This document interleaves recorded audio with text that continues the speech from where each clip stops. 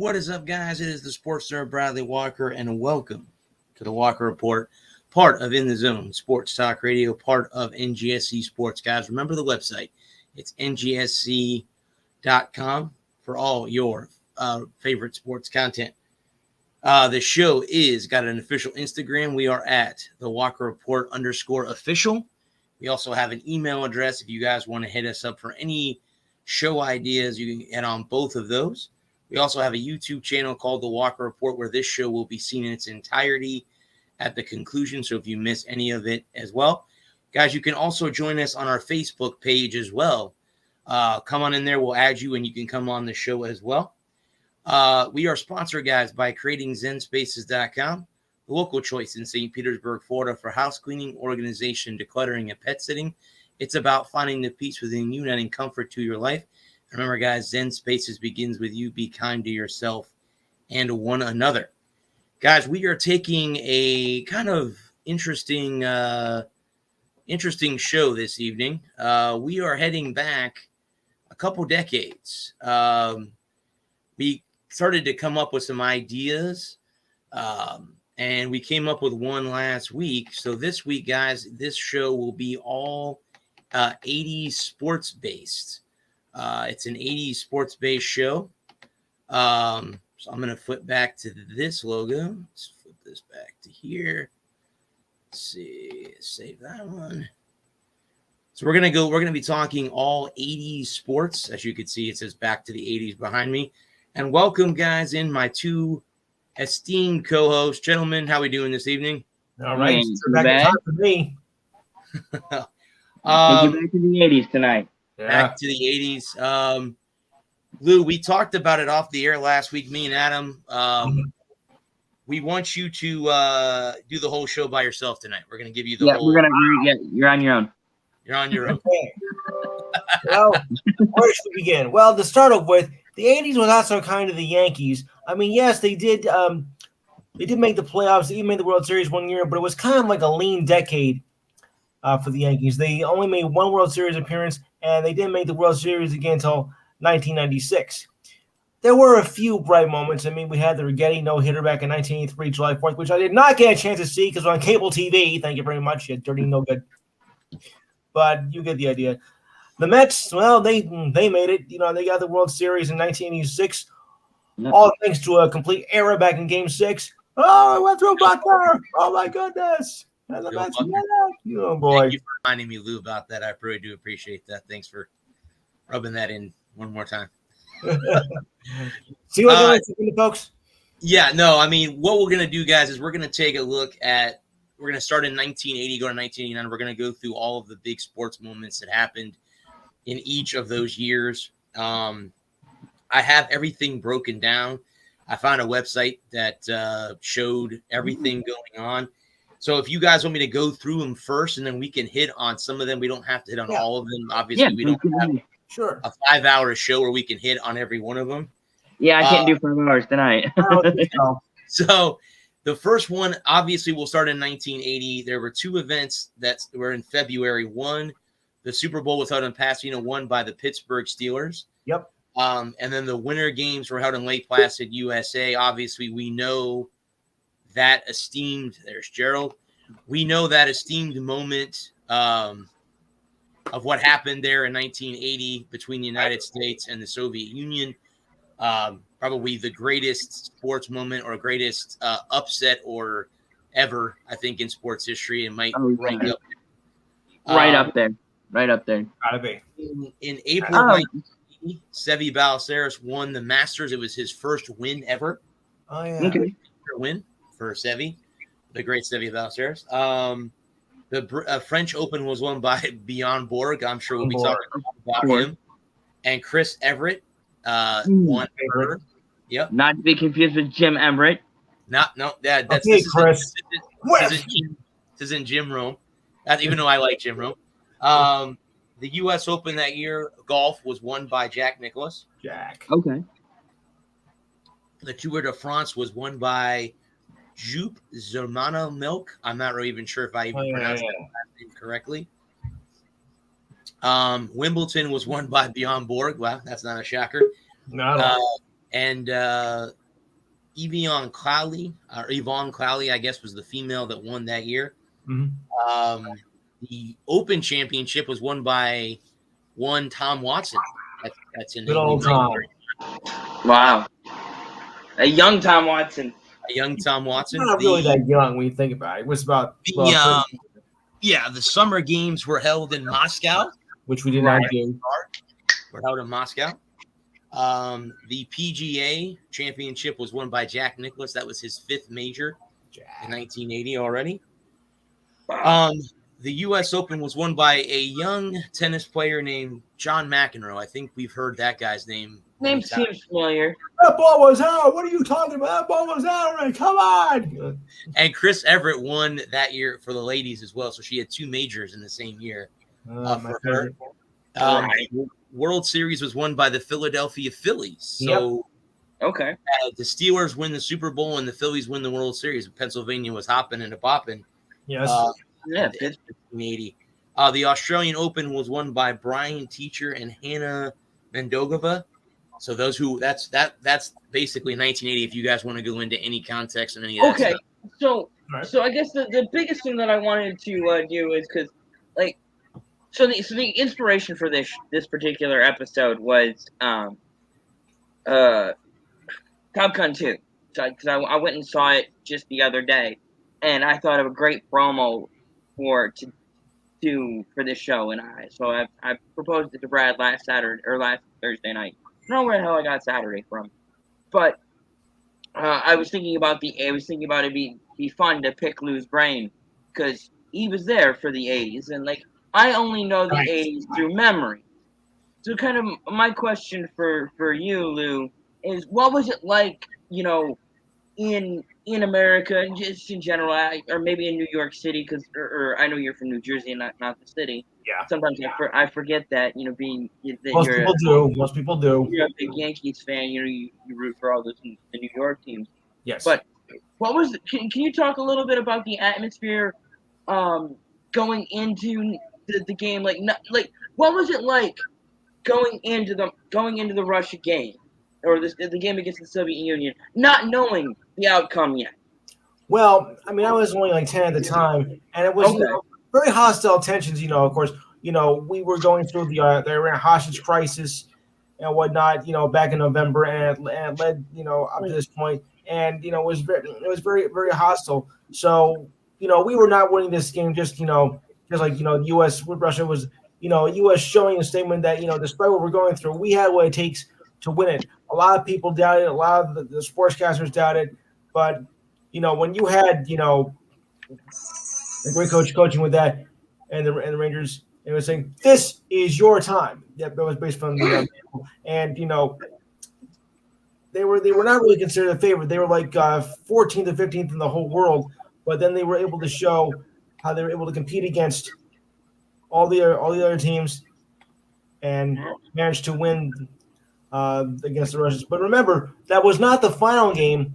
The final game was against Finland for the gold medal, and they won that by a goal. And everybody who was I was new to hockey at the time, but everybody who was, I think, a hockey fan, new or old, was just overcome, just to see that game of the U.S. win the gold medal when nobody really gave much of a chance. It was that emotional. Even for me, I was only 9 years old, but I remember right. Yeah, that's kind of my question was how did it feel? Oh, wonderful. To finally beat the Soviet, going. That was what we were looking for, to beat the Russians. Right. Remember though, that wasn't our first gold medal in U.S. hockey. Our first was in 1960, but this meant a lot more. Right, but it had been 20 years since we had won the gold medal in hockey. Yeah. And so that's kind of what this show is gonna be, is just asking you to talk about it from a firsthand, Brad, because me and Brad had talked a little bit about it last week after the show. Is Brad came along in the mid '80s, so he's more of a '90s guy. I came along in the I remember the late '90s and the 2000s. So that was kind of the idea, was to talk to you about it from going into these big moments. Well, thank all the big moments that That was a big moment. I only know them as other people's memories. That was the big moment of the year, and probably even the decade when the U.S. finally won the gold medal in U.S. hockey. Right, finally defeated the Russians for the first time. And won the gold medal from that. I mean, the version was the W of Miracles game, but that was a defining moment. Right. So that's kind of how this show is going to break down, at least in my mind. All right. Just asking you about those each year's big moment and what you remember and how it felt, and because my biggest question is going. The thing about it is everything that I know about is all memory. So all this stuff that already happened and knowing about, I came along, already knowing the scores, already knowing who won, who lost. Right. And so it was getting your feelings on going into these big moments. And we'll touch more on the Miracle Mets, or the Miracle Mets was 69, sorry. Right, it was. But they won again in 86. Right. What was it like to, not knowing what was going to happen? Yeah. Well, I'll tell you, I was coming home from a party from whatever it was back that night, and the buzz was going all over the city. Even though I'm not a Met fan by any means, but it was the World Series, and it was a New York team involving in. So we were looking for a station to carry the game, and we picked this remote station from Boston, kind of clear despite the distance. Oh dear, here we go. And it was late in the game. And Boston was up, whatever the score was. So then it comes out to the bottom of the ninth, and they were already flashing on the scoreboard, "Congratulations, Red Sox," meaning that pretty much everyone thought the game was over. Like a 99% chance the game was over. Then the Mets were able to score, run on a wild pitch first. That got in with the still run to go, and then another base hit up the middle to tie the game. And then just when you thought that, the third out was coming, which looked to be an easy out, Buckner misplays the ball, and the Mets come in as Ray Knight scored, and everybody in the stadium, I can hear in the background, was going absolutely berserk. I'm like, I don't believe this. This is probably the most insane thing I've ever seen in baseball. How did you manage that? You were down 2, and you came up to win in the bottom of the 10th on a miscue. I'm like, this is just absolutely sickening. I mean, my jaw dropped that night. And then when the Mets won in the 2 nights after, I mean, everybody was just berserk at it. Even my high school was going nuts the day after it. Everyone was like, Mets won. Like, oh, great. I'll never hear the end of this one. Right. Yeah. Right. I was like, ugh. I still am. That's fair. Yeah. I'm not a Met fan, but, a lot of my family is my mother's side is a Mets fan. I don't know why, but they are. Well, then again, they were leftover Dodgers fans. So, but that's another story. Brooklyn. Yeah. Yes. Dodger fan. Including my mother. Thank you very much. So, yeah. Sorry, Mom. Love you. Yeah, but the whole city. Even though if you were just a baseball fan in New York, you were glad to see it happen. A New York team. Winning a World Series championship. I wish it would have been the Yankees, but I can. Yeah, I can understand where you're coming from. As a Michigan guy, seeing Michigan State win the Natty would just grind me to no end. Just grind me to no end. So I totally get where you're coming from. Those guys are your crosstown rivals, and so. Yeah, it's cool. The city won, but because you had to take a side here. I mean, who do you hate more? I'm not a Met fan, but I also hate the Red Sox with a passion, as most people know. Right. As most people who know me in real life and through here, because all right, now just before I go any further, of course, Bradley knows this because he knows, Ralphie Boy as much as I do. And he says, Louis, I got something to tell you. You're not going to like this. I hate the Yankees. No, really. Now, of course, I'm probably going to say, you know what, guys? I hate the Red Sox. But his co-host would kill me if I said that on the air. So I don't say that. But you know how I feel about the Red Sox. Well, actually, Joe doesn't really know that. But, now he does. Blank the Red Sox. Blank the Red Sox. Oh. I think it's funny Yeah. because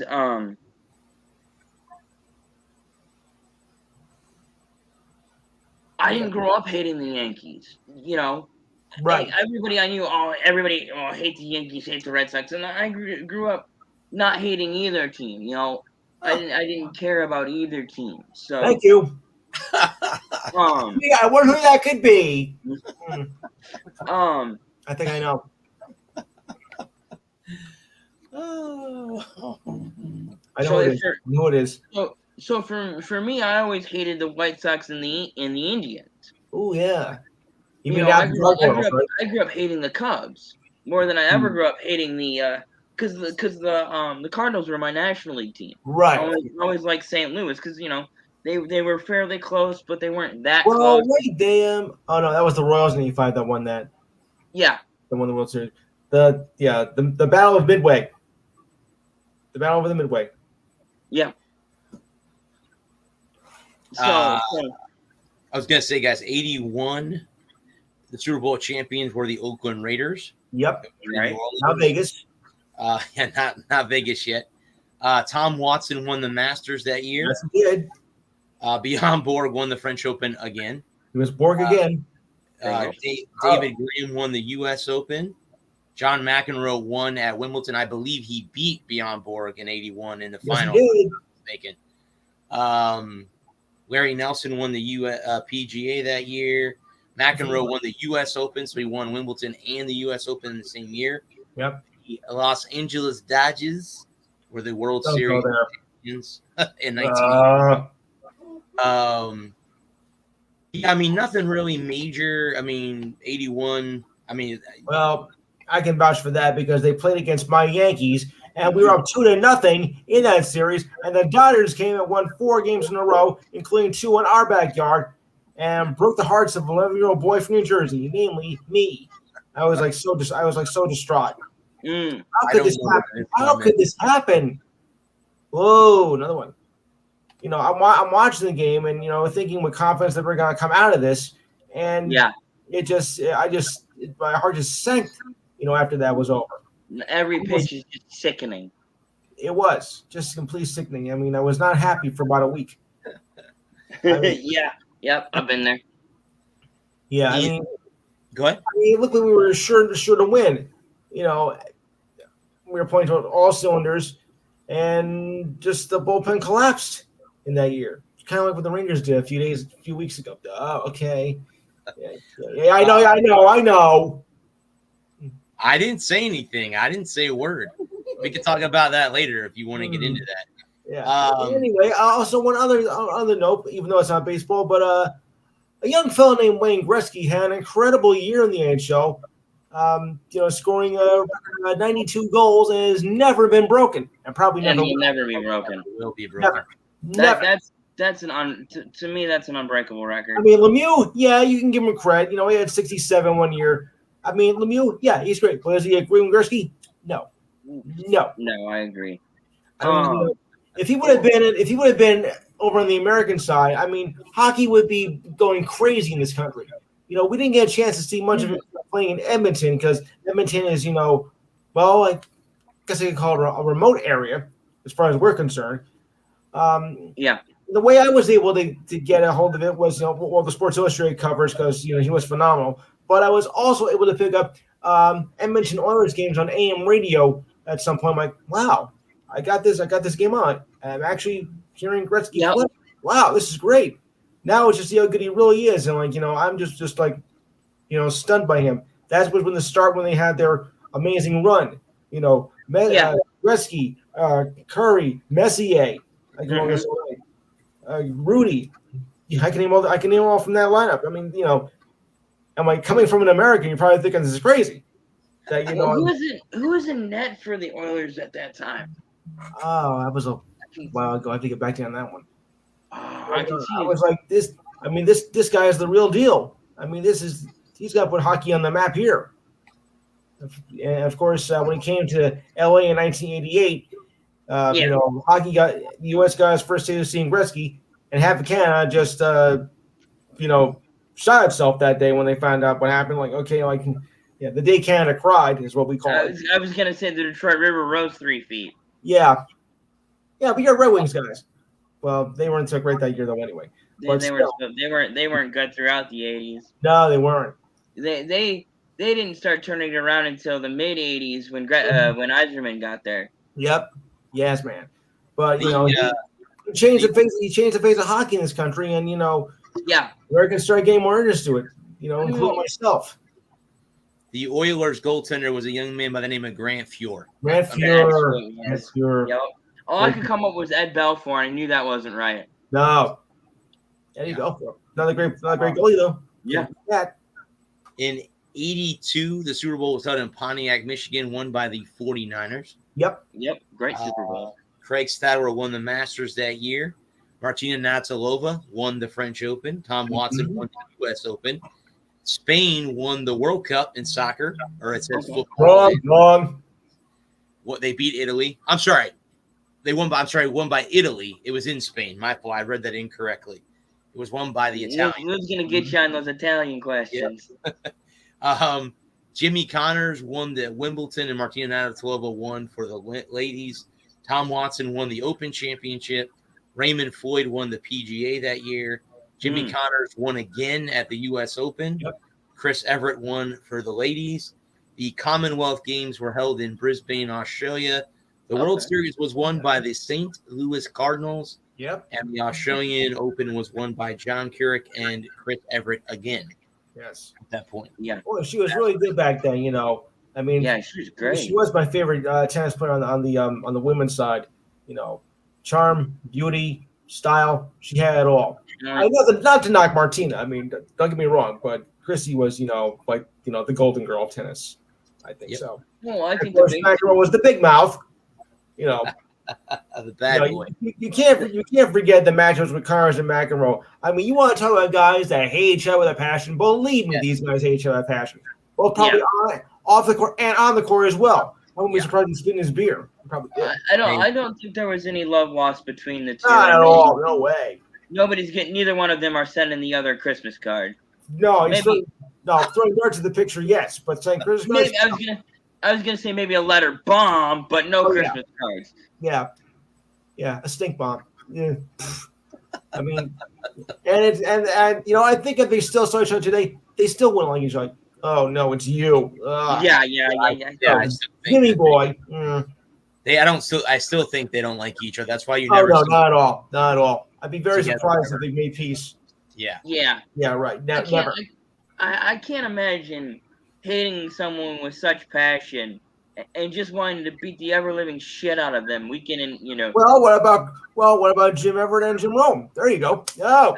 I don't think they're friends either. That was in the 90s. Here you go, Chris. Yeah, but it's related. Oh, Yes. Oh, I can do this all night. So 83. Well, hold on. 82 I want to put in because, Italy and Spain, the World Cup. That was my first taste of actually watching the World Cup. And, I was watching the game and whatnot. And when Italy won, we were all crazy over it. And on the 6 o'clock news, they were giving a report, over in Little Italy. And the fans in the restaurant were just going absolutely nuts after Italy won, including myself. And I remember the sports reporter, Italy is numero uno, as they took their first World Cup victory in about 34 years and whatnot. But it was truly incredible. Italy, number one at the top of the soccer world. And I'm like, score one for us. And my grandmother actually came back from Italy just a few days prior to that. So kind of like a double victory here. She came home, Italy won the cup. Was your grandma from the old country? No, not my mother's mother. No, my father's mother, yes, but my mother's mother, because that's our homeland. We're still Italian on the mother's side too, but she went there to visit the homeland. In late June, she came home in mid-July, the day before the cup was won. As a matter of fact, my aunt and my uncle left for a cruise that day while we were getting grandma from home. But I was happy, and I think anybody who was an Italian soccer fan was happy too. Just amazing. What a game. So would you say this is about the time you started really understanding what was going on with sports and really caring? Well, from that point with the soccer, yes, but I followed baseball and football and the Knicks when I was like about 6, 7 years old. So some I caught on early, some I caught on later. Fair enough. Yeah. So we have 1983. That's the year that I was born. The Super Bowl was held in Pasadena, California, and was won by the Washington Redskins. Yes. Not the As Commanders. they were known as. This Commanders nonsense. None of that crap. Seve Ballesteros won the Masters that year. Yannick Nova, is that the basketball player's father? Yes, it is. Nova's father? Okay. Chris Everett won again, the French. I'm starting to see a pattern here. Larry Nelson won the U.S. Open that year. John McEnroe and Martina Navratilova won at Wimbledon, respectively. Tom Watson won the Open Championship. Hal Sutton won the PGA. Jimmy Connors and Martina Navratilova won the U.S. Open. Martina Navratilova won 3 of the 4 tennis majors that year in '83. She won the Aussie, U.S. Open, and Wimbledon. The only ones that she did not win is the French in 1983. So there you go. And the World Series was won by, drumroll please, the Baltimore Orioles. And that was their last one. Sorry, the Orioles. I don't think the Orioles have won one since 1983. I don't think so. Nope. Look at them now. Yeah. Yeah, not good. Not good in Baltimore. 1984 was the next year. The Super Bowl was held in my backyard, Tampa, Florida, and it was won by the Los Angeles Raiders, not the Oakland Raiders. All right. They had moved. The winter games were held in Yugoslavia in February of that year. Okay. Ben Crenshaw won his first Masters. The French Open was won by Martina Navratilova, so she held the Grand Slam from the last 3, and then that one. Fuzzy Zeller won the U.S. Open. There's a famous golfer. McEnroe and Martina Navratilova won Wimbledon. Seve won the British Open. The summer games were held in Los Angeles, California. Yes. Lee Trevino won the PGA. McEnroe and Navratilova won the U.S. Open in tennis. Drum roll, please. The World Series winner was the Detroit Tigers. Lusty boys. The Australian Open was won by Chris Everett. She won again in 1984 at the Austin on the clay. Our last World Series win. Yeah. Yeah, that's an interesting team because that was the first team to win it all since '68 when they. I do not know the answer to that question. I don't know. When their first World Cup was the last time they won that. When did the women win their first soccer World Cup? Their first? Yeah. 91. 1991. Okay, 91. So that was the next decade. Okay. But nobody paid attention to it back then, so well, they didn't. No, I think it was actually 95. Soccer. I think soccer, like American soccer, what the U.S. team wasn't popular. No, it would be the little city, like Little Italy or Little Spain or Little Portugal, Little Mexico. You get the idea. Yeah, Little Mexico. All those enclaves of other cities. They would care when their team won a World Cup or played in the World Cup. But for as Americans just didn't care about soccer the way they do now. No, especially not for the American national team. The American national team wasn't very good. No, it wasn't. Not back then. I mean, we didn't have the star power as we do now. And the pride in being good at everything. Yes. Almost there. Soccer was something that the dumb Europeans did. Right. Weren't taught. But we did dominate in the '84 Olympics, though. We dominated almost every event. Right. And right out in our own backyard in the USA. From In the opening ceremony all the way through. I mean, it was like a pure spectacle and pure joy to watch our athletes compete. I mean, we won just about almost every event possible. Gymnastics. And that was the year that the Russians boycotted, right? Did they actually boycott in '84? They boycotted through and through, just like we did in 1980. So I couldn't remember if they actually didn't show up or if they just threatened. I was going to ask you about because I couldn't remember. All of the Russian and the neighboring countries around it all boycott. Okay, cool. Yeah, well, cool for us. Well, depending on how you look at it. But still, they Can you make it bigger, my friend? Turn it about as fair play. I'm gonna try. Hang on just a second. Zoom in and enhance. I've always wanted to say that. How do I do that? There should be a magnifying glass. That's fine, but that's not what I'm looking for. Let's see. There it is, up at the top there, I think. Search. Okay. Yeah, because my eyesight's not that good. Trying to. I can never remember. I could do if I was looking at it. I could do it. I think it's right there in the top, where there. It looks like there's a percentage symbol there, which you should be able to make the zoom the page in like you do on any any web page and stuff like that, right? Yeah, any of the articles that we've ever looked at. Let's see, is that it? No. That. That's not it. Okay. Let's see here. Is it her layout, maybe? Section, margins, orientation, design. Yeah, I don't think it's any of those things. See, I'm not 100% sure. The joys of live radio or live video without a producer. This is what we need to. If anybody out there wants to come on and produce the show, we got an email. Send us an email. Yes. Yes, absolutely. This will save me from having to do this. I don't see it. Hang on a second. Will the plus key work? Can you just put your plus key on your keyboard there? Nope, I just added pluses to it. Hang on a second. See if this will do it. Oh, that's not going to do it either. Okay.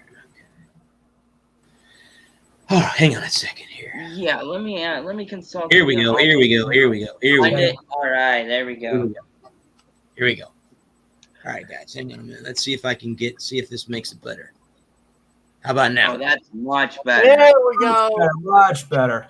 Okay. I can read it now. And I don't have to leaning real close. The reason that I'm sharing this is in case I have to Mother Nature calls. I'm just bringing this up here. Okay, cool. Stormy in your area? No, my back's been bothering me, and it takes some pain reliever. That started to bother me. You let one. That's why I like doing. You let one type of off of there. That's why I like Walker. Yeah, I did. And I was on Gerald's show, and I left his show because of the same reason. O.J. Simpson won. O.J. Simpson was inducted into the Hall of Fame in 1985. Yeah, it's a shame. It's a shame, but that's the kind of what I was talking about when we first started the show. It's like, in '85 we didn't know who he would become. At that time he was a hero to the city of Buffalo. Now a zero. Yeah. And he was a legend in football, a great movie star. He had a promising movie career, and that was the year that the Royals won their World Series title. Yeah, because they won in 15 when they beat the Mets. Beat the Mets in 2015. Too bad they don't have any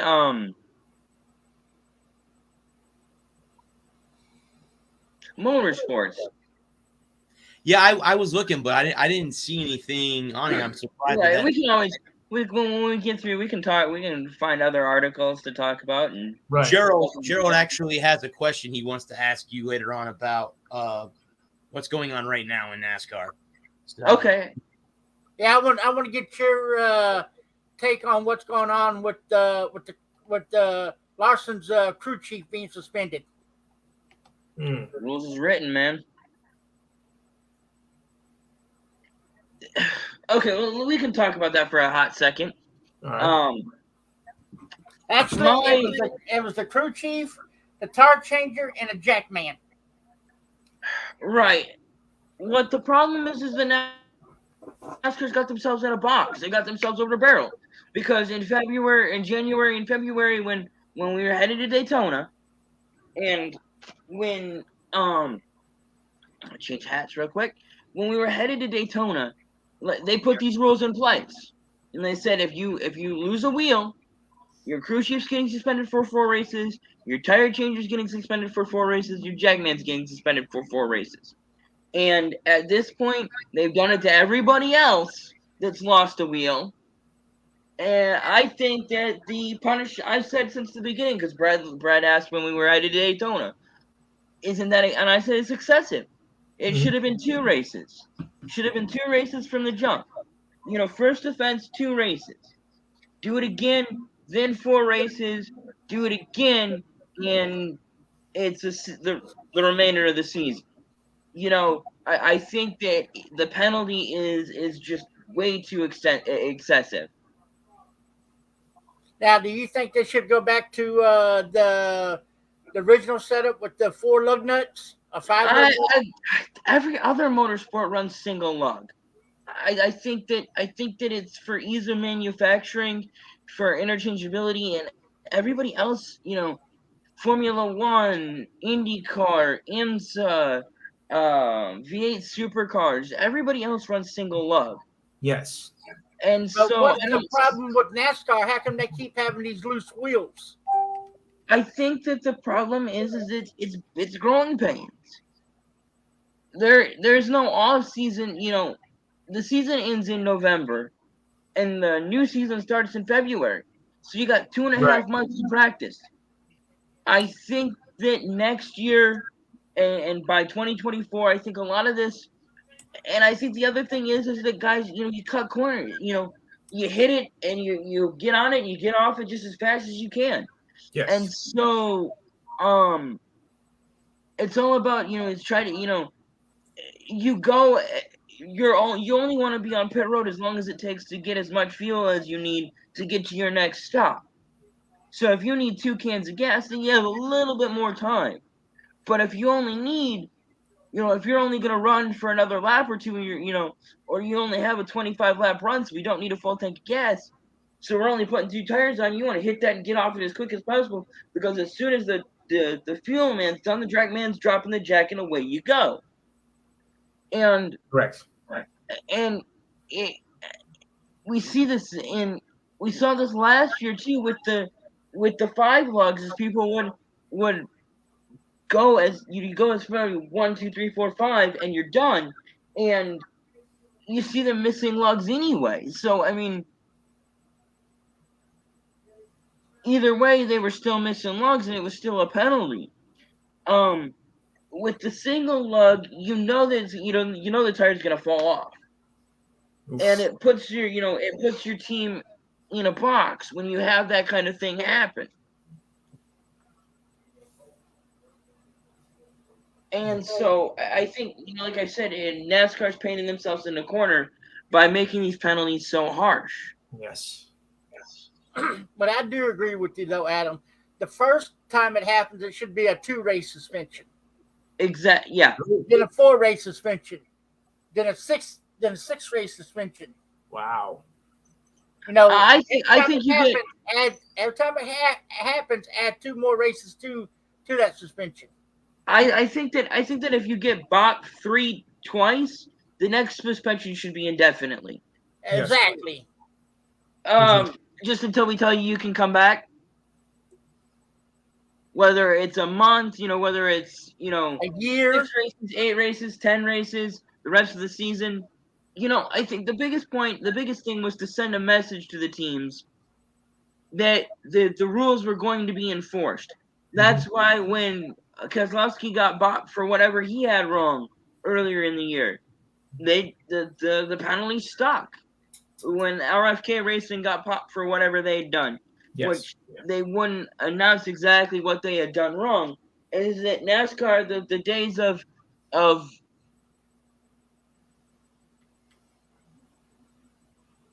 how do I know, like Darrell Waltrip in it. I don't know if you had a chance, read Darrell Waltrip's book, A Lifetime of Going Around in Circles. It's a great read. But he used to talk about what they did in the 60s and 70s and up and through the 80s. It's like, you'd have something wrong with you'd have something out of spec. So instead of, you knew it was out of spec. Yeah. So what you did is you took a rag, stuff it in the gas tank, put it over the manifold, put it in the tailpipe. Anywhere and everywhere that you knew there's nothing wrong with the manifold. Manifold's fine. But you got 500 pounds of lead and a trap door on the left side of the car, so it'll pass tech inspection. Jesus Christ. And so, NASCAR wants spec cars. That's what they're going for right now, is they want everybody. The idea is that they're leveling the playing field. And I talked about this before on this show, is the idea is that it's going to be about teams and drivers. Which crew chief can make the right calls and which driver can drive better on a given Sunday. And that is the goal of NASCAR, is to take to level the playing field so that your Hendricks, your Penske's, your Gibbs, your Stewart Haas's can't just throw more money than God has at a problem and make it go away. NASCAR is wanting to get back to spec racing, where everybody runs the same shit week in and week out, and the winner is determined by the crews and the drivers who drive the best in a given weekend. That is the ultimate goal of the next gen car.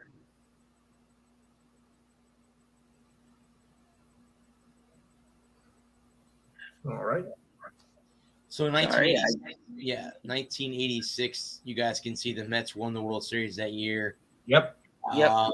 Greg Norman, there's a name that golf fans now call the enemy, because he is one of the ones who pushed for the Live Tour. Before the show, guys, real quick, before we get back to the 80s, I actually watched Phil Mickelson's press conference at the US Open. Yeah. Let me just tell you how uncomfortable he looked up there, but he made that own decision on what he did. He wasn't the only one who had to face the firing squad. Dustin Johnson, I haven't got a chance to watch his, or, like a Sergio Garcia, those type of people. I'd like to see what they had to say too. Bryson DeChambeau, I'd like to see his press conference, and stuff like that. So, yeah. They had to face the firing squad today with the questions. 1987 is the next year. The Australian Open was moved to January of that year. The Super Bowl was in Pasadena, won by the New York Giants. Yep. That was Parcells' first. Steffi Graf, I think, finally showed her name as far as tennis went. Yes, we did. The Rugby World Cup was won by New Zealand that year. That's the All Blacks. I love rugby. Rugby's so much fun to watch. Nick Faldo won the Open Championship. He is a great golf analyst now at CBS.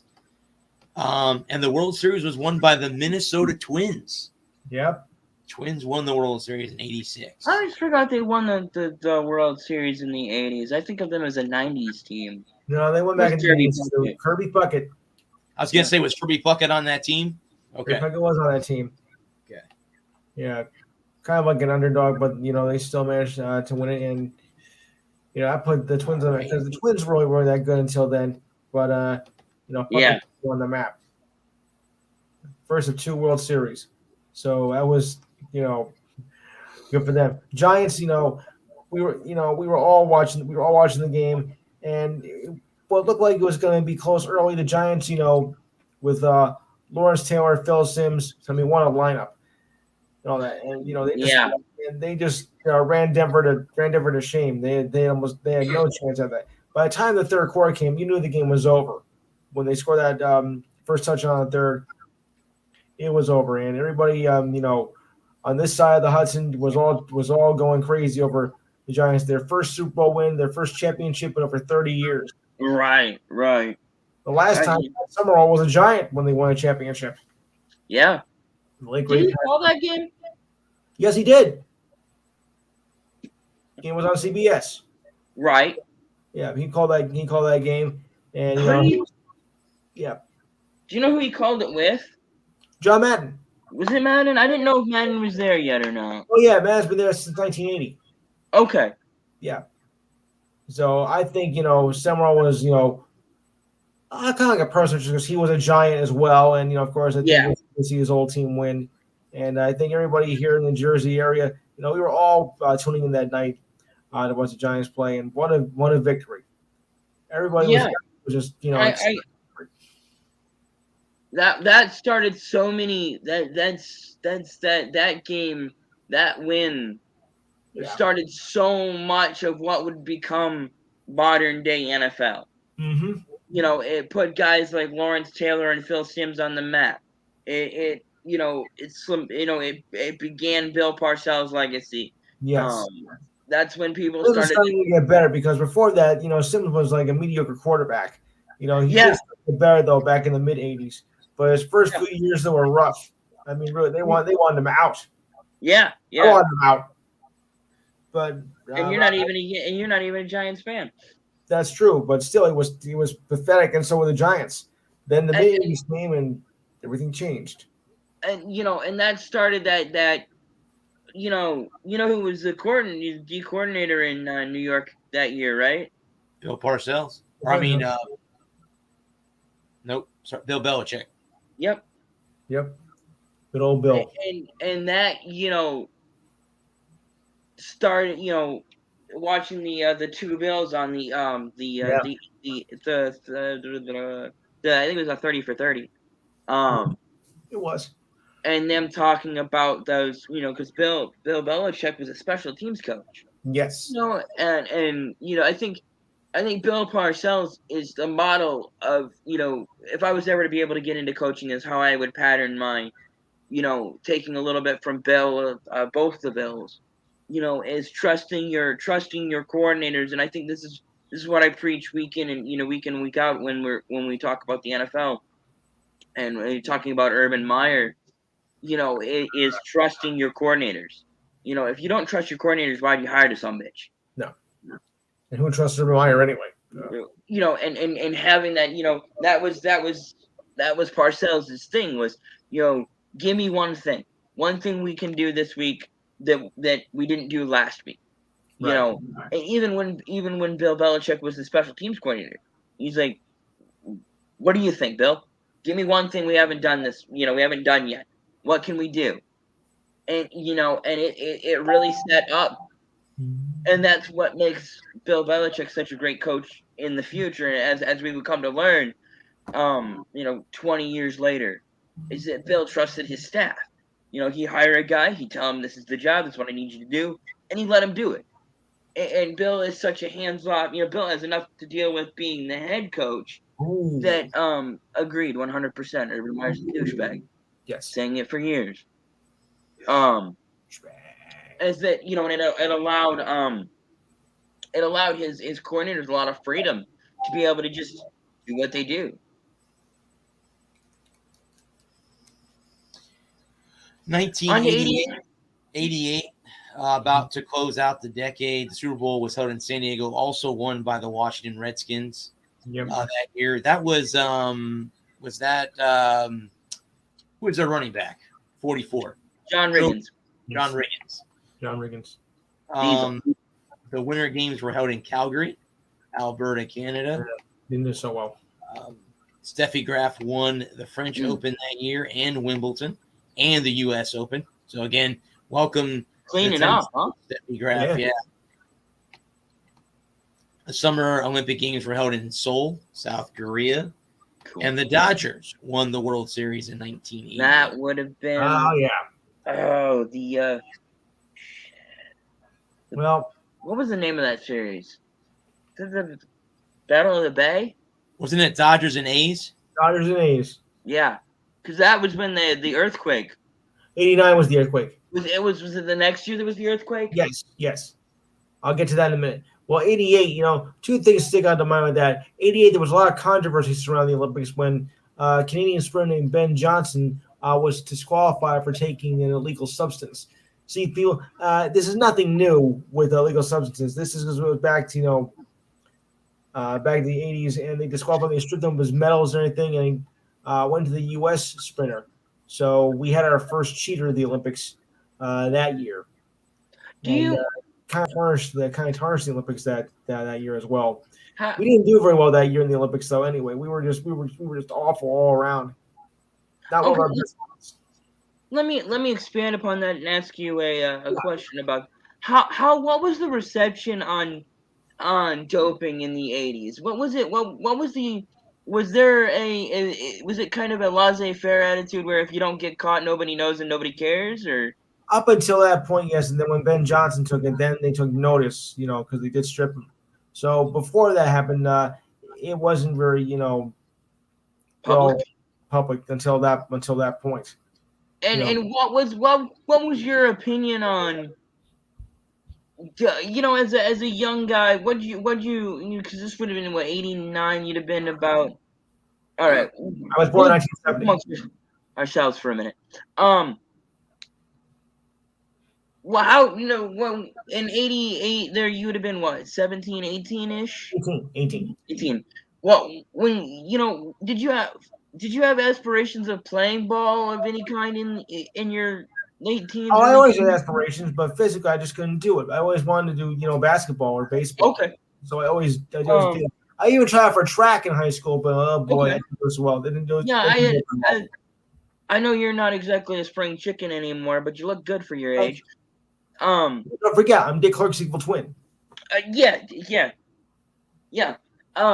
But because you have your little walker there with you every week, so I was just wondering if and how did that make you feel about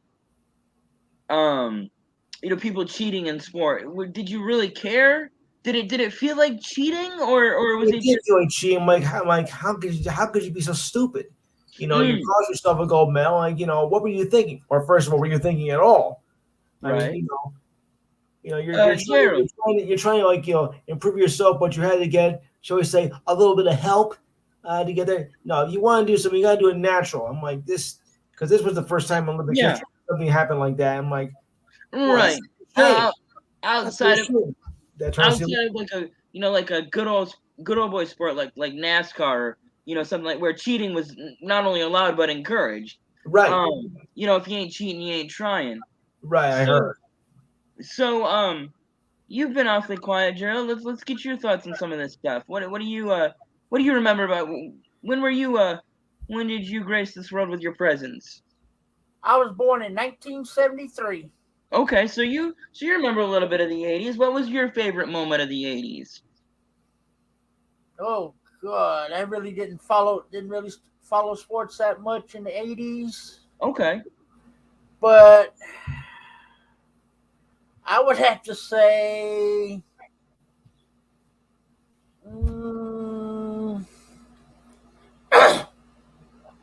actually, I do remember watching a little bit of the Super Bowl in '89.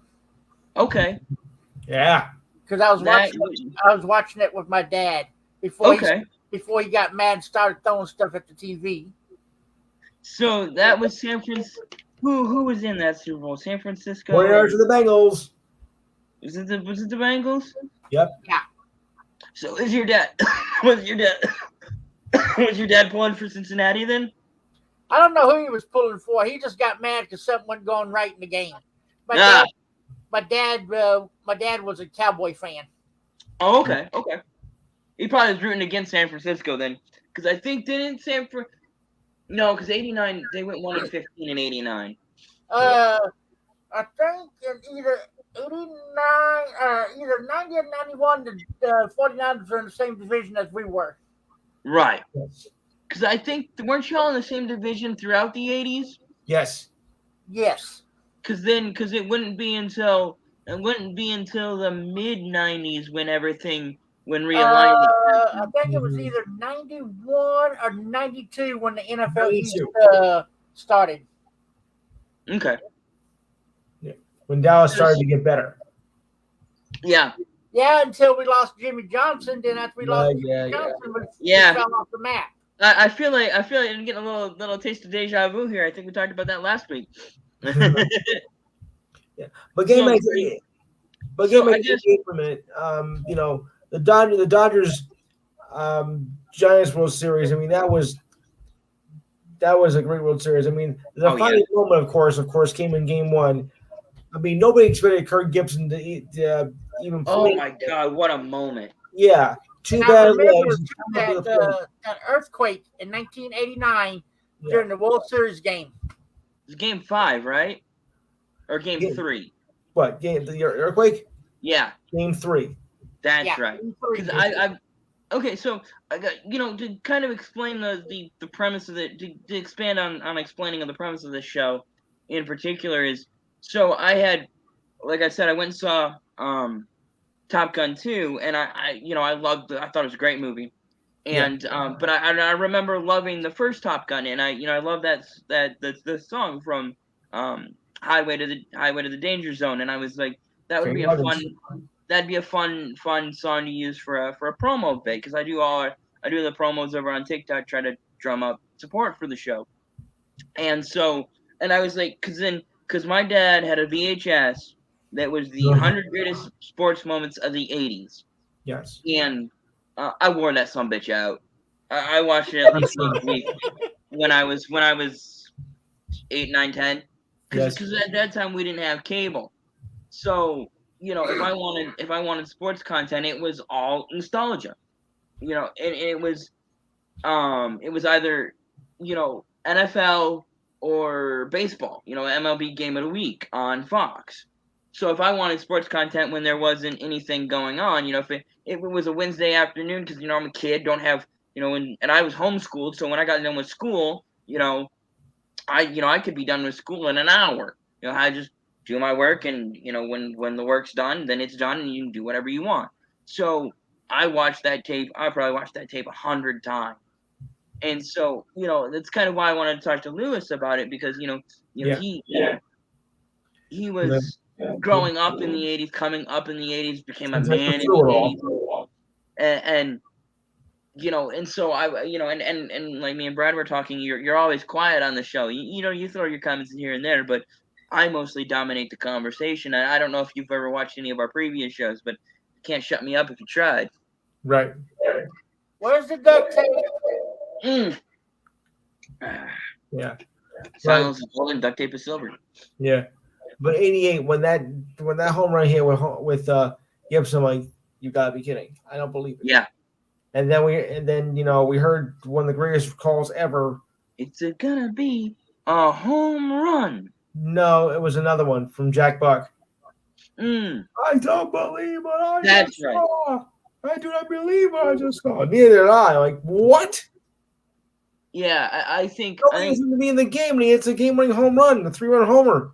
Yeah, a pinch hit home run. Yeah, that's all he's got. It's either going to be gone or an out. There's nothing in between. No, because if it doesn't go out of the park, he's not. He's going to be able to make it to first base. Not at all. He hits a 2-run double, and he's still out at first. Yeah. Because we talked about 84. That was Trammell and Whitaker and Gibby and and then McGuire hit a game-winning home run in Game 3. Okay, I got a question for you, Lou. Mm-hmm. You and I both were our 70s babies. We grew up in the 80s era. Yes. Where were you when that earthquake hit in Game 3 of the World Series? I was in school at the time. We were just finishing up studying. We were ready to turn the game on. I'm like, okay, the game is not on. Something interesting here.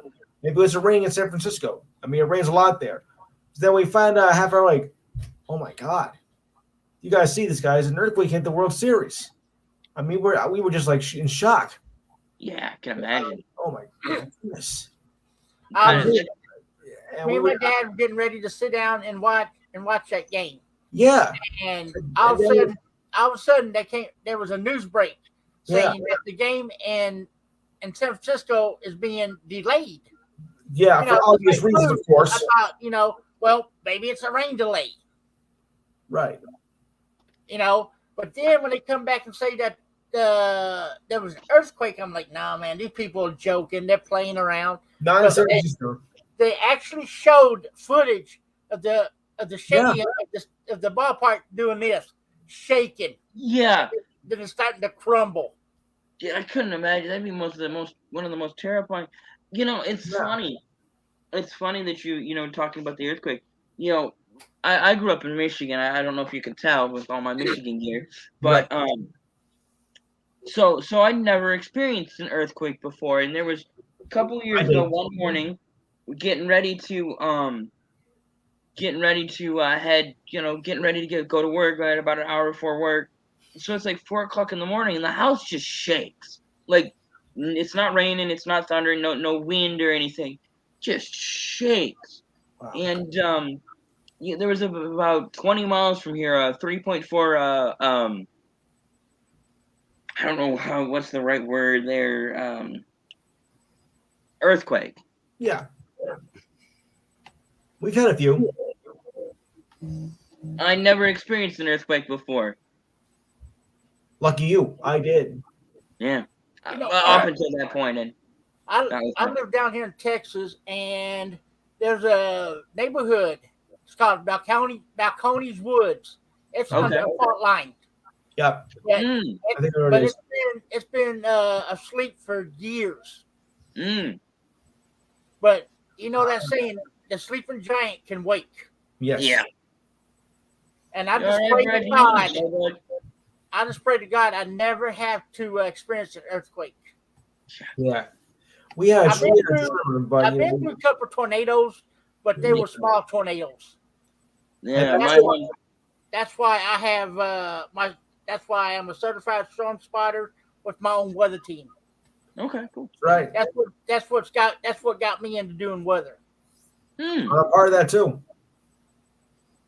And Lou knows my team is excellent. We stay on top of stuff. Yes, we do.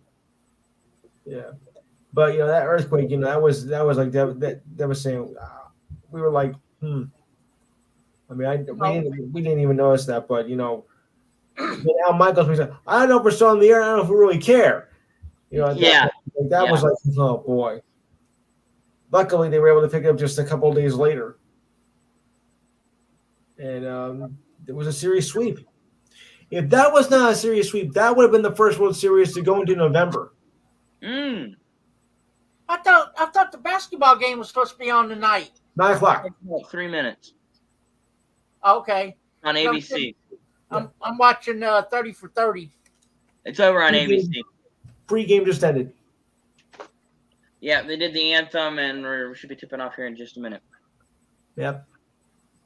Of course, the Lakers were the dominant. The Lakers and the Celtics were the dominant teams in the 80s as well in the NBA. Yeah. Yep. Until the end of the 80s. Yes. I mean, Magic, Kareem, Worthy. They made that team. They made that what was called the Showtime era, and you can see why. Basically, the Celtics, and the Showtime Celtics Lakers, their chief rival. Even though not in the same conference, but as far as in playoffs and whatnot, and meeting each other in the finals, so it made for a great rivalry. 3 times in the finals? Yes, so it made for a great rivalry. Well, and those guys, we're talking about McElroy. Help me here. McEnroe. McEnroe and Connor hating each other. Oh yeah. Those 80s Celtics, Lakers, Pistons teams, they hated each other. Well, not really. I mean, on the court, yeah, the Lakers and Celtics hate each other, but off the court, no. No, you can see it today. Maybe back then they were a little bit more hostile to each other, but the way it is now, it's like that never happened with the bitterness and whatnot because they're all Sure. going to be now. If they did, they admitted their ways. But it's a far cry from what McEnroe and Connors are because they still hate each other and they'll hate each other taking that to their graves. Yeah, probably. Here comes. Rest in peace, Connors, you miserable son of a bitch. Yeah, pretty much. On the other one, rest in peace. Same to you, you dirty son of a bitch. Yeah, There definitely. you go. I think it's There are players who hate each other only during competition, but there are players who hate each other on and off the field and whatnot. Yeah. It's like you dirty. There are guys that hate each other because of competition. Guys like Bird and Magic. Because Bird Magic get along. they're so damn competitive, right? They just want to beat the other guy. Doesn't matter what they're doing. They can be playing backgammon. Game is Right? started. They still want to beat each other, but To a point, but not constantly. They could sit down and have a beer with each other. They can be friendly. And I kind of think that what goes back to what we were talking about last week, in a way, is the idea that if Magic and Bird, if there was some way in let's say 88 or 87, if there was some way that the Bulls could have swung a deal to get Bird and Magic, they would have been fine with playing with Jordan, and that would have been killer. They would have been unbeatable. And Jordan and Bird get along too. I mean, even back to the commercials they made, off the expressway, over the river, through the backyard, left my net. Yep. Oh boy, that was a good shot though. Yeah, it was incredible. And I get what you're saying, and kind of, talking about, one thing. One of the other questions that I had for you is about, and I know you said you don't really, you really weren't. You were following some stuff in the early '80s, right? What was it like when big money started coming into sports, where guys were getting paid? Wow, they're making that much money. Hey, where do I get some of this stuff? In the '70s, guys were making $100,000, and that was ludicrous. That was at that time. It was. People were thinking he's making how much? Well, I didn't really get the concept of that back then because I was still in my formative years, so I wasn't really paying attention to the business side of it. You make $100,000 a year. I mean, they were just like they're playing a game. Okay, so money wasn't really a factor to me. Because the big boom with the money was starting to come in the '80s. That's kind of what stuff. Wall Street, greed is good. That's what triggered all that. The '70s, not so much. No, that was kind of my point was that in the '70s, guy made $100,000 a year. Big money then. Big money. That was his contract. In the '80s, a guy made $100,000 a game. Yeah. When we start to see the big money, tens of millions, a 4-year deal worth $10 million. Well, don't forget, there wasn't that much of endorsements back then. Now you have endorsements, cable television appearances, and so it all adds up. This doesn't come from playing the game, Yeah, no, definitely. Game 6 is on now. Yeah. No, I got the game on. Yeah, so do I. Are you all right, Brad? My back's bothering me. I can see you're feeling it, bud. So it was your part of the expression, a whole different ball game back then. Did you say that? Okay, but you get I was just I was thinking about how guys back in the in the '80s guys would play 4 years of college ball before they ever made the NBA, and now that's another one.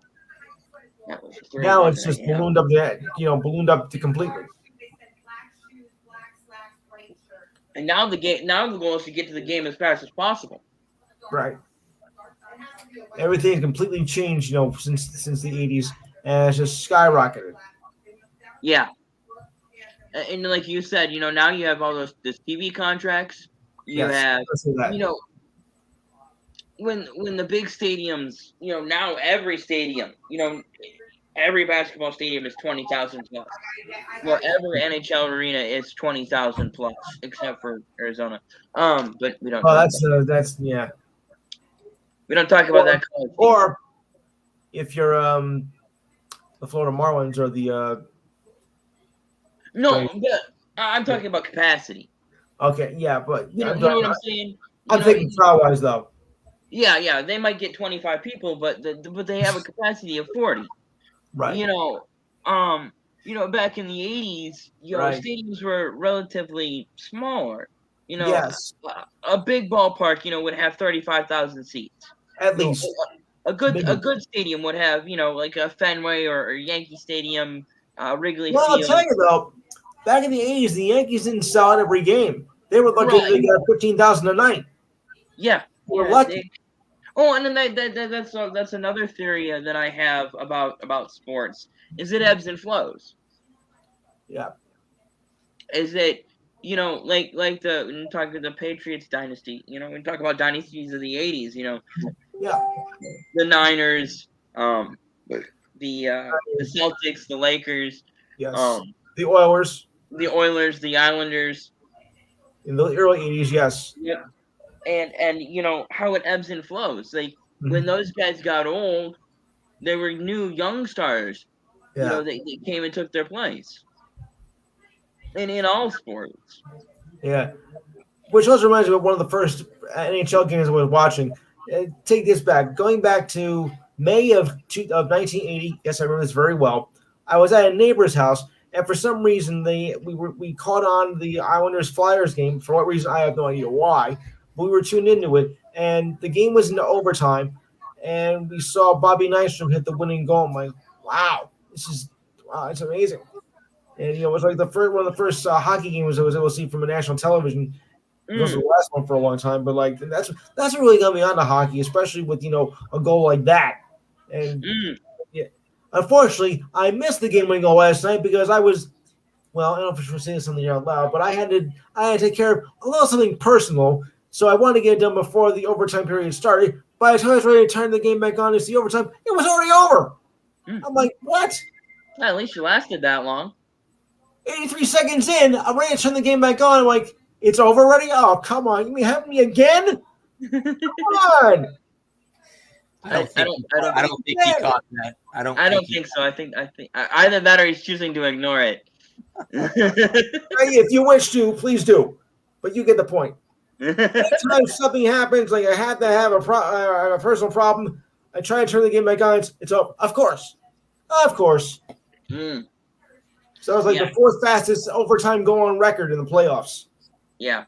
Yeah, definitely want to do a show about the 90s. That's kind of what me and Brad have talked about, is doing some more of these retrospective shows where we talk about retrospective.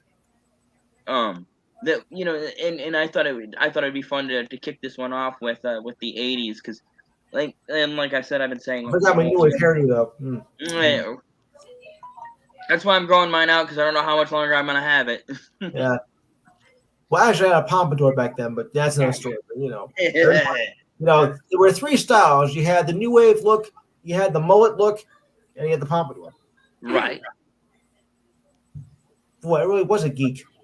Yeah.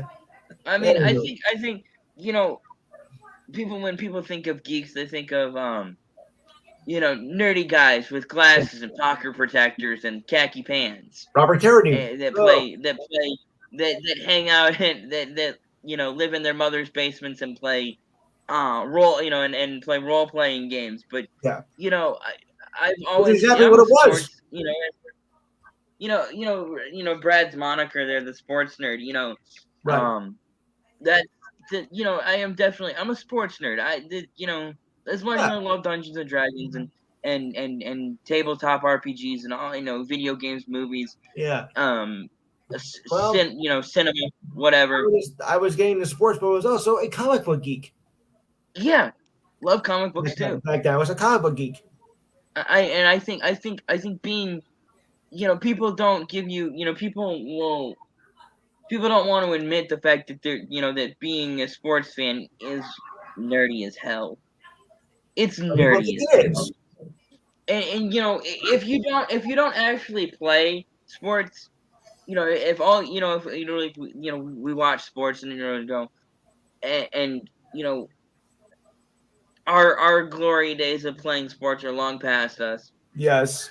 And so at this point we're just sports nerds. We're geeks. We're losers who live in our mother's basements and watch football on Sunday afternoons. And Right.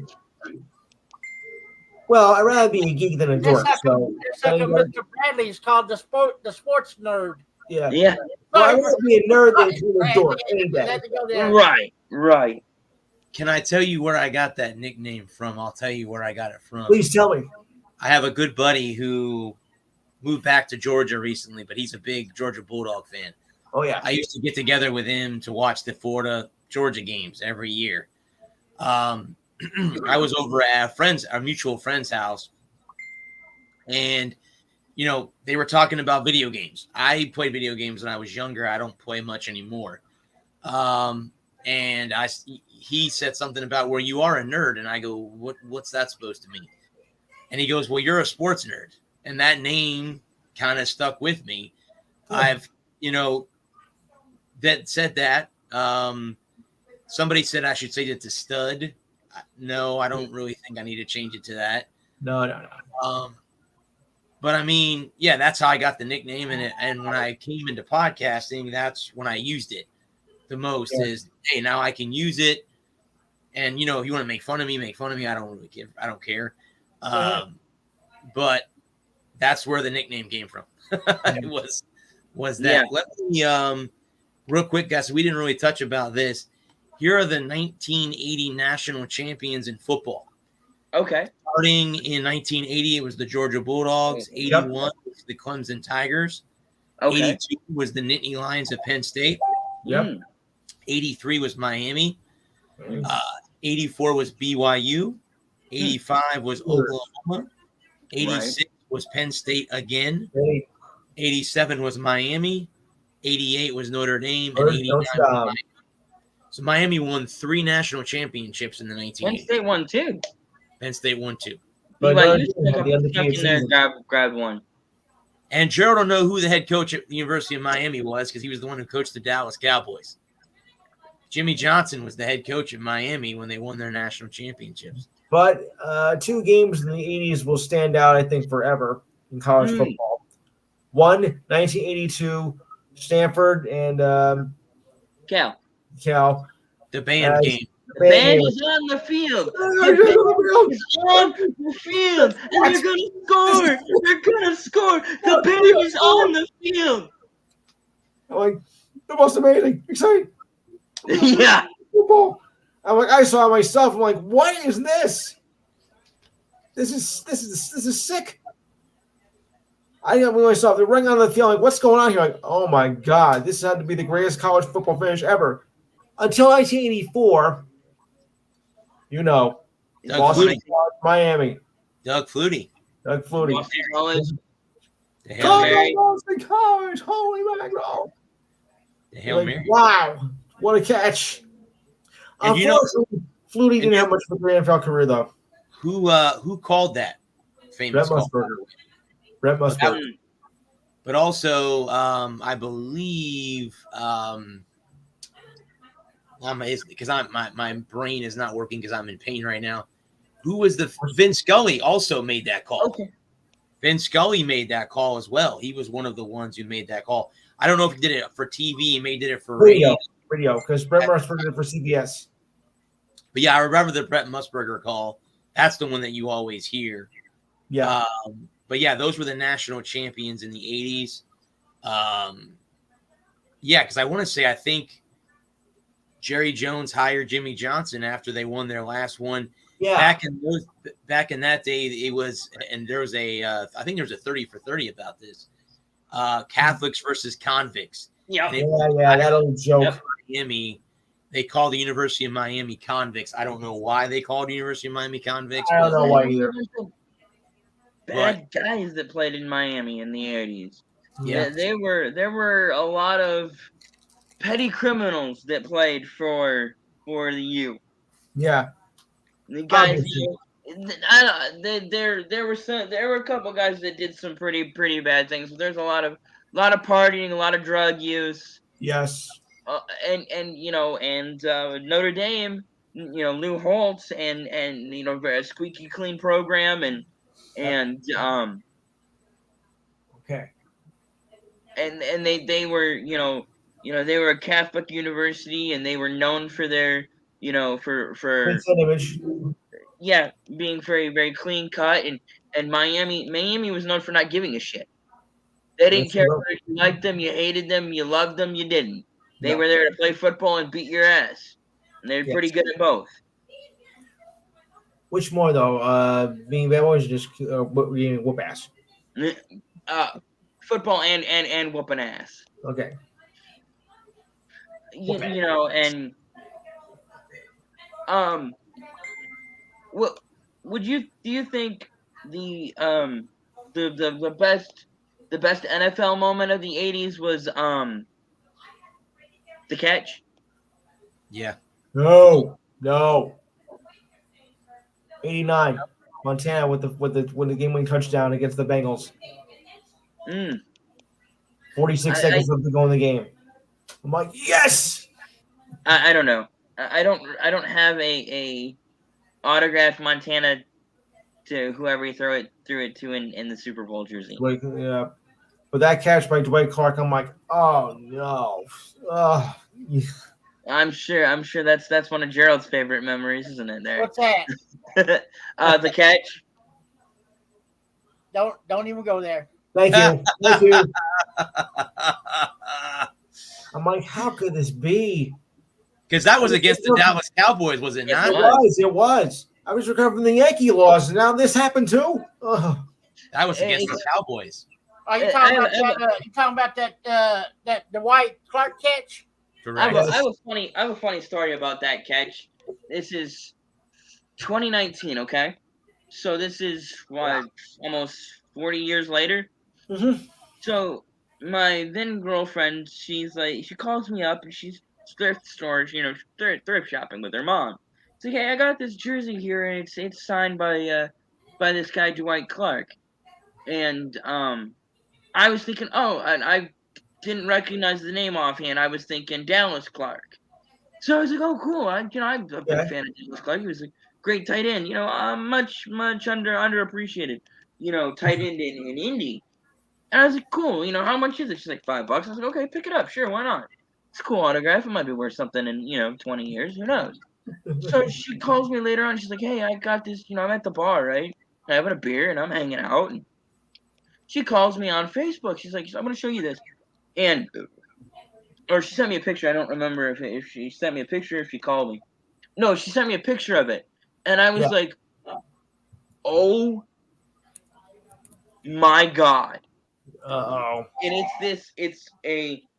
it's 16 and 87 on the back and front. Mm-hmm. And the nameplate says The Catch, and it's signed by both Joe Montana and Dwight Clark. Yow. And I was like, oh my, and you got it for $5? $5? She picked it up in a thrift store for $5. Shit you not. Swear to God, on my life, Scout's honor or whatever, but I wasn't a scout. Yeah, I was. And it was an exclusive for in 2001. They did a press signing. Dwight Clark and they had a press con where there was the 20th anniversary of The Catch, and they did a limited signing for the press, and they just in a box of random clothes at the thrift store, and she picked it out. She went, "That's cool. It's signed. I'll see if he wants it." I'm like, signed shit is always better than unsigned shit. Yes. So I was like, sure, pick it up, and then. Yours. And then when she told me exactly when I actually saw what exactly it was, I was about in tears. I was so excited. Okay, I got one for you, Adam. Okay. And y'all, who remembers the great receiver that wore number 88 for the Dallas Cowboys? The original. Which one? 88. Drew Peterson. I got his autograph hanging up on my wall. Very nice. Ah, nice. Very nice. I met him in person. Okay, cool. And this man is the nicest person you would want to meet in person. I'm sure. Okay. And what's not to say that autograph could be worth money down the road. Oh I'll yeah, bet. that's probably I got already it. was I got it in a picture frame hanging sweet. on my wall. Sweet. It's the Bud Light Sports Tour Okay. picture. Hmm. And that's not going nowhere. Yeah. Right. Yeah. I That man was great when he played for the Cowboys. have Darren McCarty's autograph. Oh, Who? Darren McCarty. McCurdy.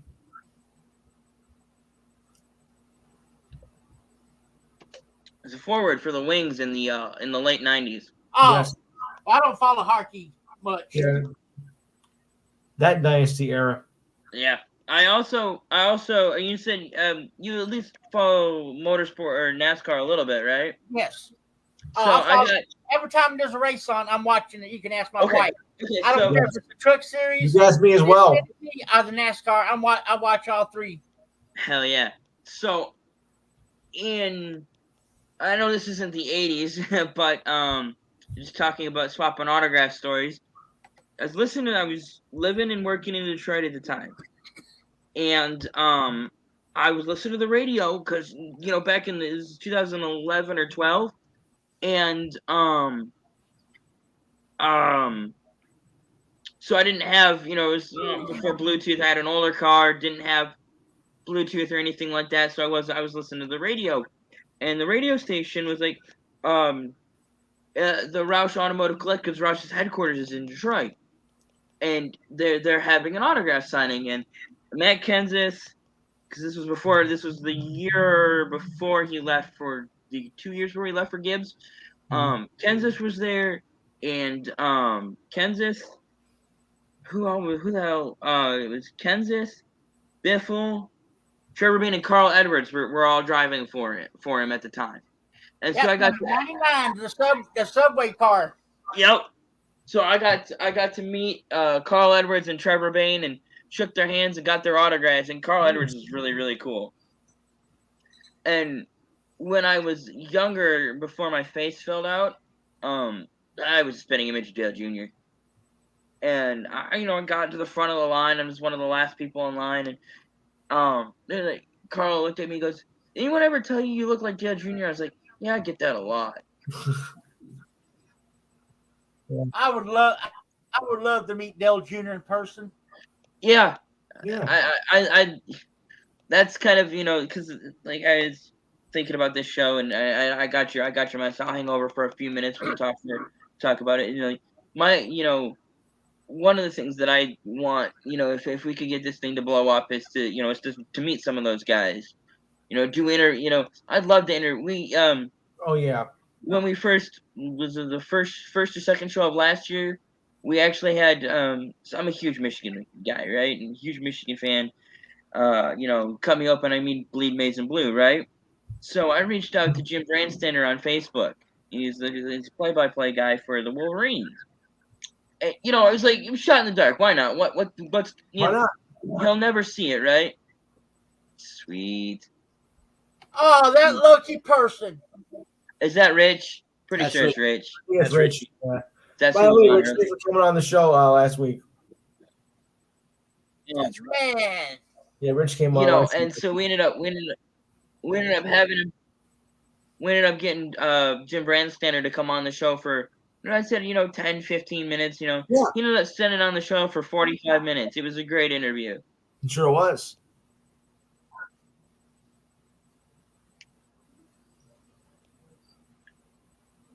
Okay, so you're a NASCAR guy. Have you been a NASCAR guy for your whole life?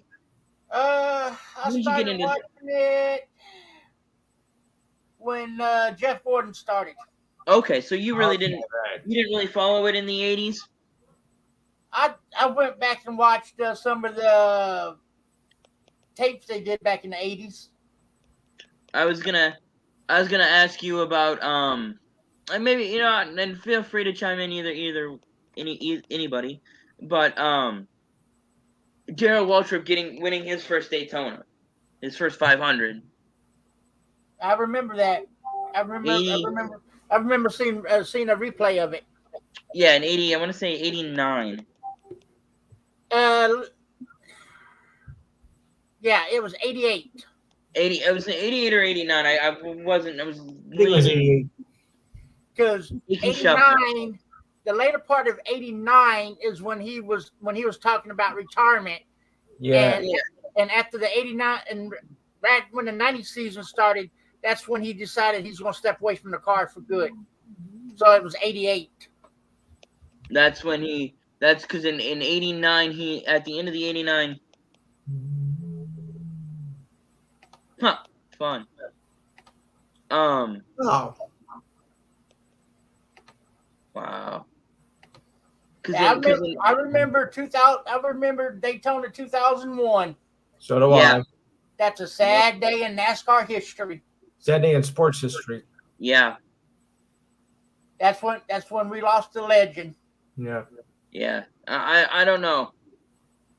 I think if you ask, he asked Dale how he wanted to die, blocking for his kid and his best friend to win the Daytona 500. I don't know if there's a better way to go out for a man like Dale Sr. No. Honestly, I think he was dead before he hit that wall. Because if you watch NASCAR, every time he would go towards the wall, Cena would try to pull out of it. I think at that point, I think he was alive when he hit the wall, but at the point when he goes down when he goes down to block Rusty and he comes back up and Sterling takes the air off his car and he goes sideways, it was all over at that point. There was no getting it back. So you think that wreck caused him to break his neck and that's what caused him to die? Yeah. I think that I understand what you're saying. I think he was dead at the moment of impact. When he gets sideways like that, you're just holding on at that point, and you're hoping. And he hit such a severe angle. He hit at the right angle, and it's like Daryl said in the broadcast. Those are the ones that hurt you. They don't look bad. It didn't look bad. 25 laps before that, Stewart's on his roof, flipping down the backstretch. And we all thought that we had lost Tony, And just like Right. look at the Coca-Cola 600. Look at Busher, the way he flipped. Yeah. I heard about that. I didn't think he was going to walk away from it. Well, Neither did I. go back to just before the end of the world in 2020, when Bradley knows this story. Bradley was here for that. Oh yeah. So the Daytona 500 got rained out and moved to Monday. And I'm watching the race, and Bradley's got a show going. I'm hanging out, kind of watching the show, kind of watching the race. Right. And Ryan Newman goes to block Ryan Blaney. And Yes. when he comes down, and Blaney catches him and he flips him and turns him head onto the fence, and then he gets hit again. He flips up in the air. He must have been 30 or 40 feet up in the air. I remember that one. And I called into the show that he used to do that ended up getting canceled because it just wasn't worth it. Which I think was a big change. It's really made this show that much better. Yes, it has. I called Bradley and I was like, Brad, I don't know how to tell you this, but we just had a bad wreck in the Daytona 500 right at the end of coming to the checkered flag, and it's really bad. And I don't know. I think we've lost Ryan Newman. And then 25 minutes go by and they haven't got him out of the car, and and they got the shroud up, and it's looking real serious, right? And then Tuesday he walks out of the goddamn hospital. Yeah. Like, holy shit. Holy shit. Exactly. Or Thursday. Sorry. I recall. The car was so messed up, Brad. They had to cut the roof off. Yep. Cut the side off and cut the roll bar, the driver's side roll bar to get to get Newman out of the car. So they could lift him. Straight. They dropped the backboard in, strapped him up, so they could pick him up straight up out of there, and then roll him over and put him in the ambulance. It was. I'm sitting there watching them do it, and I got thinking, "There's no way Ryan. There's no way he survived this. There's no way. He's gone. There's no way. Walking out of the hospital with both his little girls. Yeah. And if it hadn't been for his flip in 2002 at Daytona, he doesn't survive that. Well, then again, thanks to the newer safety Absolutely. upgrades they're making these teams do to these cars now, I think that's what helped Newman a little bit too. I think a lot of this is, in tragedy we learn so much. And the loss of Dale Sr. saved so many. There you go. There you go. It's sad that it takes a tragedy like right. and losing somebody in the sports world for them to start updating the safety. Oh, absolutely. Procedure. Absolutely, Richie.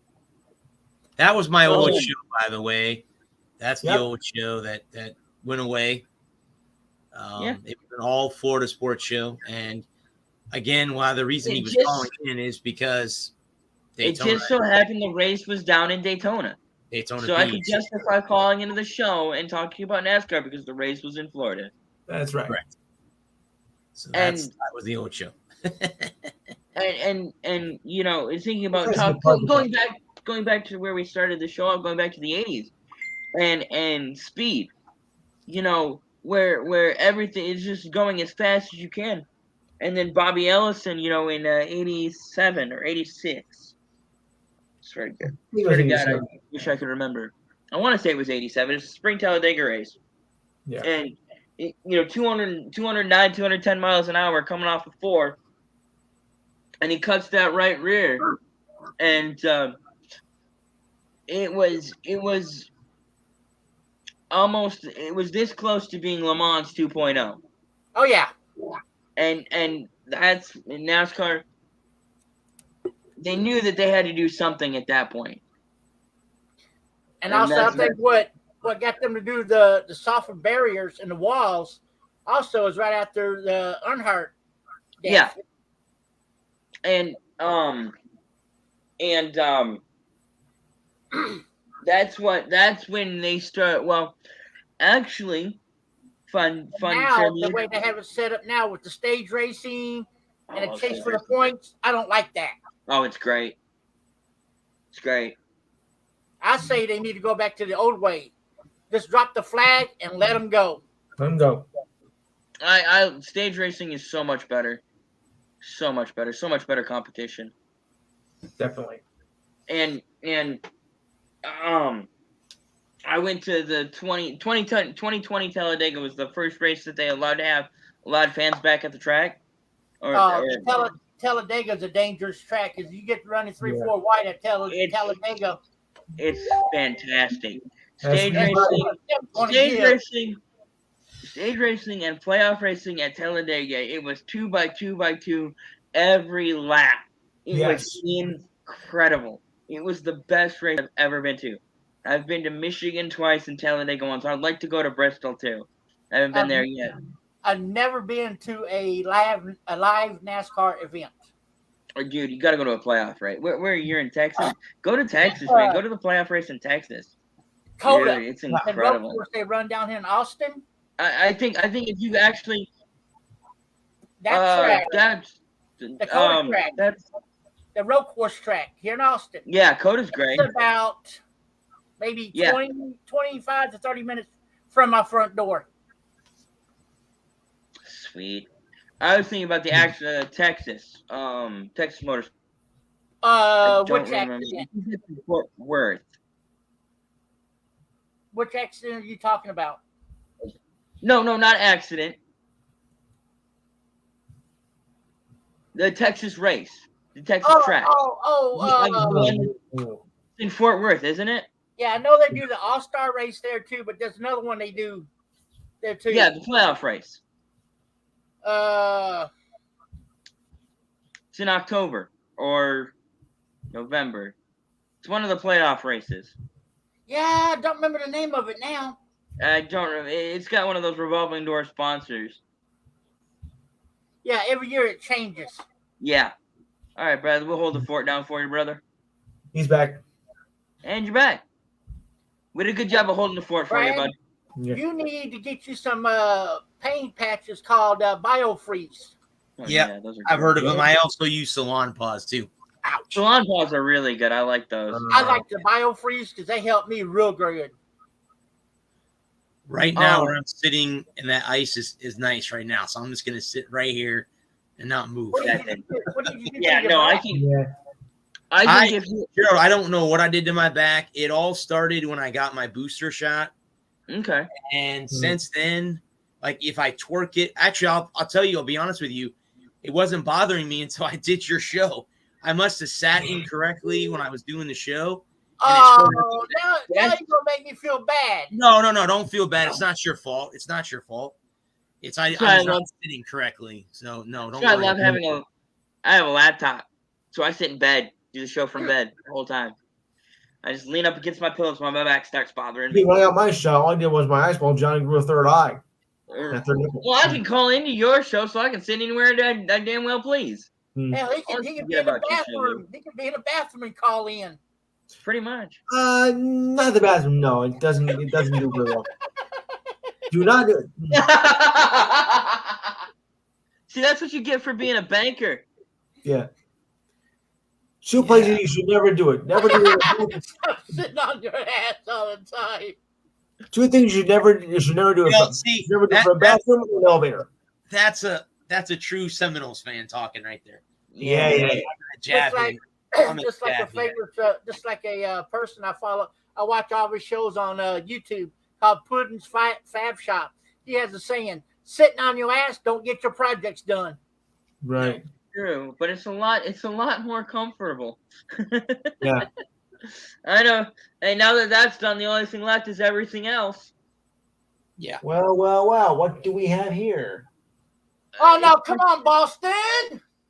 Turning into a route the other way. Yeah. What It happened? was 16-2 at one point. Now it's 37-22 Golden State. Surprise. Oh! Hey Lou, I'm watching your Yankees. I'm watching your Yankees play the Rays. Yeah. Who's winning? It's 1-1 in the ninth. Okay. 1-1 the bottom ninth. I got that one. Yeah. Stop your bullshit talking. Come on, Boston! Don't let them beat you on your home court. Yeah. Aaron Judge is up to that, so. By the way, of course, there's I think two moments of the '80s that I would think I would like to forget. Well, one I like to forget. One I wish was still when. We had before we had MLS, we had NASL soccer, and we had the Cosmos, who were the most dominant team probably in all soccer, probably even in all of sports, because they were even more bigger than the Yankees back then. And unfortunately, in 1984, they decided to fold up. They lost money and everything. It was just a shame to me that this seemed such a great league go down the tubes. I was pretty upset by that. So wait 12 years to get another professional league in the States. Just embarrassing. So does your hatred of the USFL stem from the 80s? I don't call Or it is it because of the fact that they came back in the first place? I'm like, well, my question for that was, why are you coming back?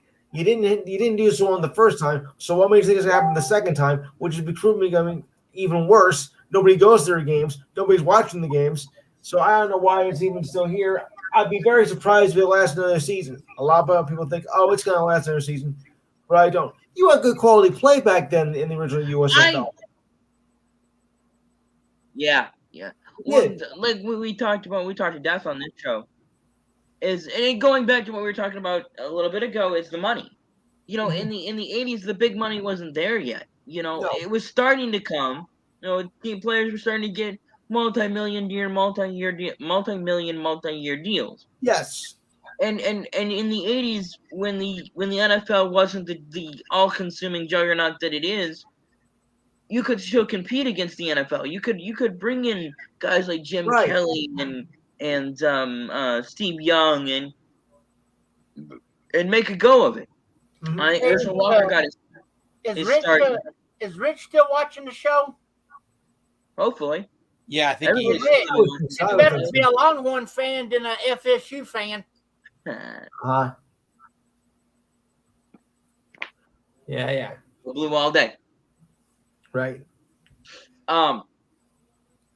Yeah, good quality there players it back then. There it goes. Anthony Rizzo. Oh, He's in a man. run. Good night. Oh, Jesus. Yankees just had a walk-off home run. That was a Yankee Stadium home run. Yeah, that's with the right field too. That's exactly what it was. It was a right field shot. Got it. Don't you mean FS who? Down. Oh, shit, I want to go mess with them for just a minute.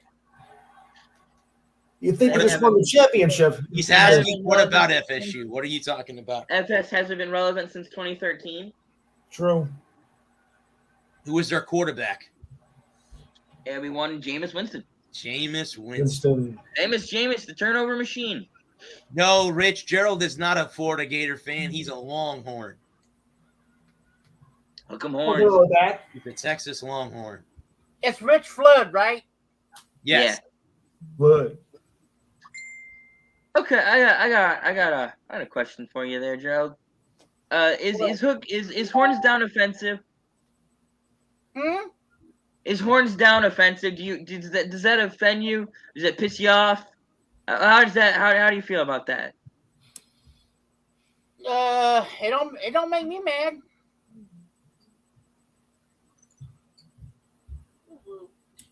I just can't. Oh, God. Oh, my God. Well, No way. No, he did not. No. No, he did not. Oh, No. Oh, yes, he did. Oh, yes, he did. Fire shots. Fire shots. Shots we were ain't got no fired. steers here. Oh, my Lord. There's an 80s movie reference for you. Yeah. Yep. Full Metal Jacket. It's a good movie. Yeah. Oh, boy. Shots I'm a fired. Joker. Yeah, Let me see Joker. your war face. Yep. You're a Warface. Horns Nation runs the Big 12. The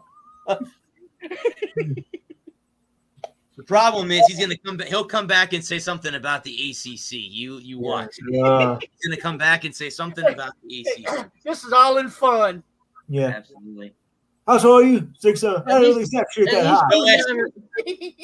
No hey, Rich. No SEC. Yeah, SEC. Because in 2024, Texas is coming to the There SEC. won't be any SEC left. So there's gonna be no Big 12 left after Texas. And Oh, Oklahoma. boy. Now, They're running college football. when That's Texas and Oklahoma leaves the Big 12, the Big 12 is going to go under. Yeah. I agree. Can't you just leave things alone? Jeez. No, That'll be it's like all the about the AAC. money. It's all about the money. Yeah, but it's running college football. Oh, no doubt. ACC rules. Yeah, you big dumbass. Rules what? Rules what?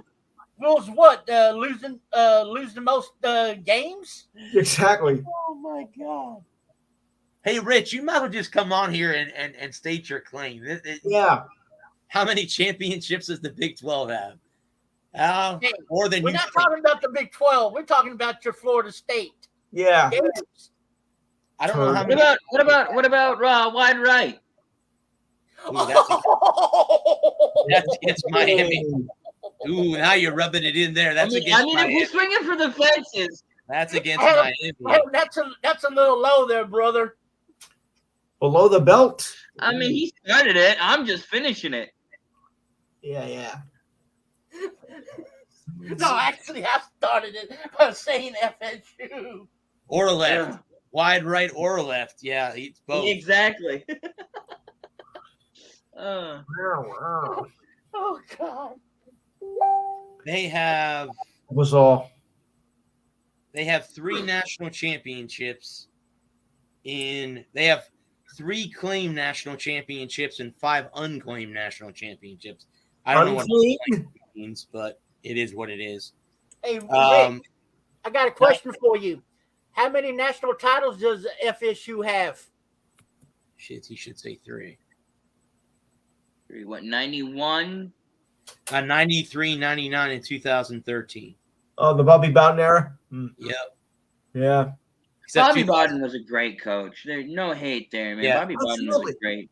No, see, and that's the whole thing is, Okay, You know, Rich, how many national titles does the Big 12 have me combined? being a Florida Gator fan, I never had any problems with Bobby Bowden. Never. No. Never had any. Bowden Had was a great coach. all due respect for Bobby Yeah, and what absolutely. he did at FSU and and all that. I never had any hatred for Bobby Bowden at all. Bobby was a good coach. Yes, He's a he great was. coach, man. No question about that. It's just sad that we lost him. Yeah. We lost him last year or the year before he passed away? 2020. 2020 passed away. Yeah. Yep. Cancer. Oh, that's Gets right. you every time. Bobby Bowden got 1 or 2 national titles. Two. Two. Two. One in 93 and 99. He was the coach. The 2000, Jimbo Fisher got the other one. Okay. Yep. Jameis Winston. Jameis Winston is the quarterback. Turnover machine. Jameis Winston. They beat Oregon, I believe, right? Yeah. Yep. They beat Marcus Mariota. Yep. I do not see Florida State beating Alabama this year. Are they playing? They playing each other? I think so. I know Florida State's playing LSU. I don't know about Alabama. They could be. I don't think FSU can beat LSU neither. No. Well, they definitely wouldn't have. I mean, they have a small chance to beat Alabama, if any. But nobody thought that Georgia was going to beat Alabama, though, so go figure that. True. That national title game in Georgia and Alabama last season, that game shocked me that Georgia actually won it. Yeah. Yeah, they don't play Alabama this year. They play LSU. Okay. LSU's going to win that one hands down. I don't know. Brian Kelly's a new coach. I don't know. Mike Norvell, I don't know. We'll have to see. I think that'll be close. This is a make or break year, I think, for Mike Norvell. I really do. I think if they don't win 6 games, he's gone. He's gone. Yeah. Adam, do me a favor. Look up the Texas Longhorn schedule and see if we play Alabama in 2022. I can do that. One hot second. Look at this. Look at this. Yeah,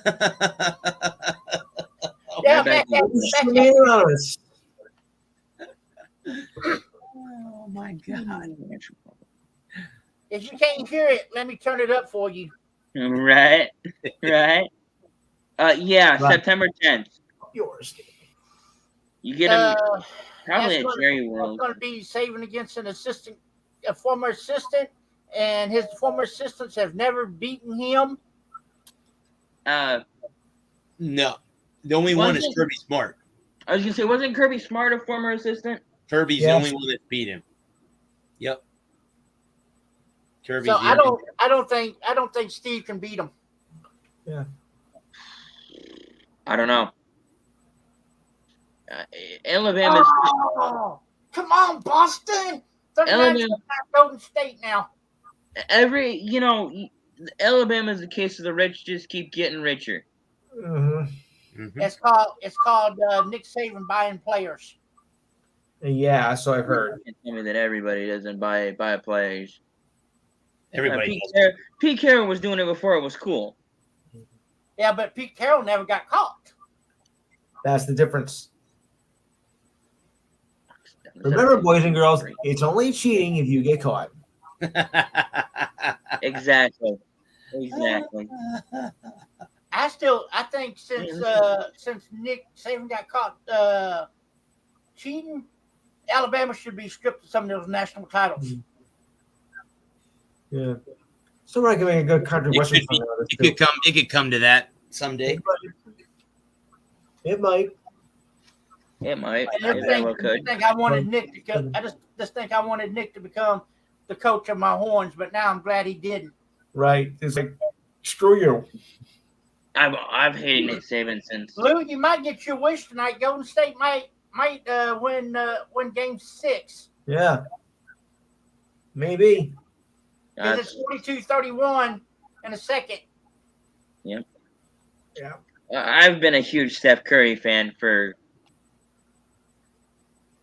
since he played at was it Dayton?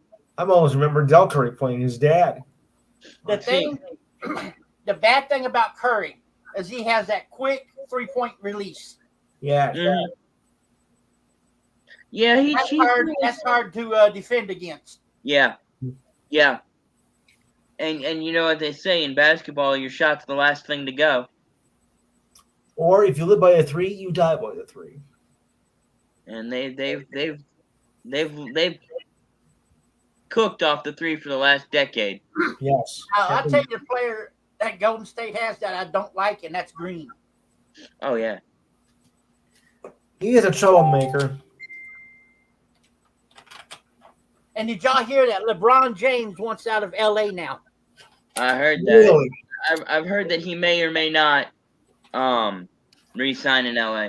Well, he wants to see in Vegas too. So. And now he's saying that he wouldn't mind going to the Warriors. Right. Oh, up the coast. But you know the Warriors ain't going to want him. I think it would destroy the. I'm a big believer in chemistry. I'm a big 44-31. Steph Curry just nailed it too. Mm-hmm.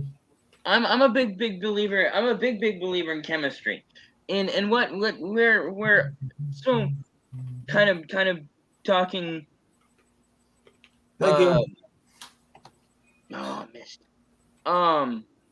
Talking about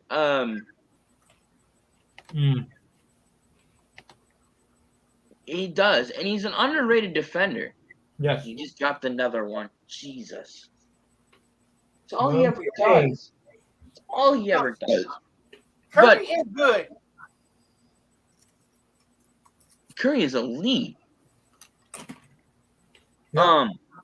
But what I think about when I think about team chemistry and super teams is I think about the 03 Avalanche. And 03? They had Korea, Solani, Sakic, Forsberg, right? Oh, Foote, yeah. Blake, and Wah. Wow. You know, they were Curry with another 3. They were stacked, and they had no chemistry. They had all this great individual talent, but they had no chemistry and got bounced by the Wild in 4 or 5. Yeah. I want to say they got swept. They got swept by an inferior Minnesota team. And what it was is they were trying to copy the Red Wings. They were trying to copy that 2002 Red Wings team. Because that Red Wings team had Hall and Yzerman, Shanahan, Fedorov, Igor Larionov, Hasek. But the Wings team had so much depth. Their bottom 6 was so the top 6 were future Hall of Famers. I mean, they had a young Boston's going to win it. Yeah. They had a young, that was Pavel Datsuk's first year, and Zetterberg was the year after that. They had a young core, and they had a lot of veteran leadership, guys like Chris Chelios and Matthew Dandino. I cannot remember Matthew Schneider is and I think chemistry is so underrated.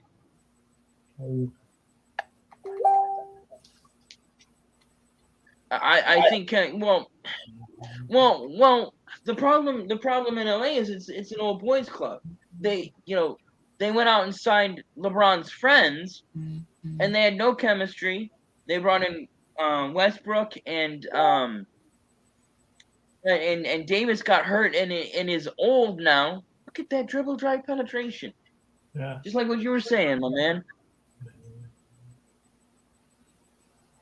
And AD got hurt, and Westbrook wasn't the answer, and LeBron is getting old, and so they have no team chemistry. They don't have any of the guys that they had 2 years ago in the bubble, where Jesus, that's just not fair.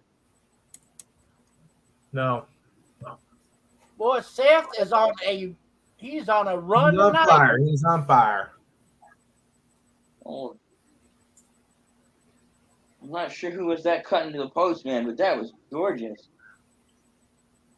Well, guys, my back is killing me. Let me Yeah. let me call this a show. But before I do, if you guys want to plug your shows, go right ahead. I'll leave you guys the floor. All right. Enhanced Sports Show, Saturdays, 5 to 7 p.m. Eastern Time. Remember to call 512-543-4662. I'll repeat it again, 512-543-4662. Championship Lift continues.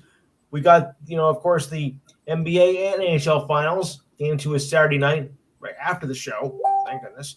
College Baseball World Series. The U.S. Open Championship continues. We'll take a look at also take a look back at the College Softball World Series. That ended up in a doozy. We'll recap also the Preakness, and it's the last week of the regular season in the USFL, and it's also our annual Dads and Grads show.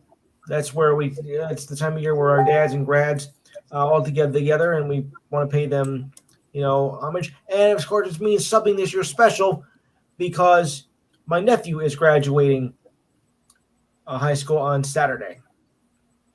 All right. So that's a special meaning right there. Pal talk. Okay. All right, guys. On that note, I must bid adieu because I have another thing going on. So I'll just say goodnight from there. Real nice seeing you again. Hopefully, you guys will be on Saturday, or at least listen if you can. On that note, I'll say good night. Good night, Lou. And I'm going to jump off of here because if I don't go get something to eat, I'm going to pass out. Okay. Yep. Hey, I'm always around, so hit me up. I hit you up after I eat. Okay. Gerald, thanks again for coming on, buddy. I'll get on next week too. Oh, not a problem. Y'all have a good night. Send me a link and I'll see if I can come by. And have a great week, and I'll see y'all next time. Sounds good. Well, again, guys, thank you for joining us. We appreciate it. Yes, hit us up on Instagram or the email, please. That will give us some show ideas. Anything you want to do? Yeah, next week we'll go back to the norm. I already have built something for next week. But how about we do this? How about 2 weeks from now? Probably be the first show in the month of July. First show in the month of July. We can do. Wait a minute. Hold on a second. Today's the 16th. No, it'll be the 30th, the last day of the month. Why don't we do an all 90s theme show? Sounds good to me. To close out June, we'll do all 90s sports theme show. Then again, guys, thank you again. The show is with In the Zone Sports Talk Radio. We are also with NGSC Sports. Remember the website, guys. It's ngscsports.com for all your current sports content. We are sponsored by creatingzenspaces.com. Guys, stay safe out there. Be good. Have a great weekend, guys. It's a holiday weekend for me. I'm off on Monday because of the nice end of slavery holiday that is now a holiday, the June 19th holiday. So I am off on Monday. But, guys, stay safe. I'm going to try to ice my back before I go to sleep tonight.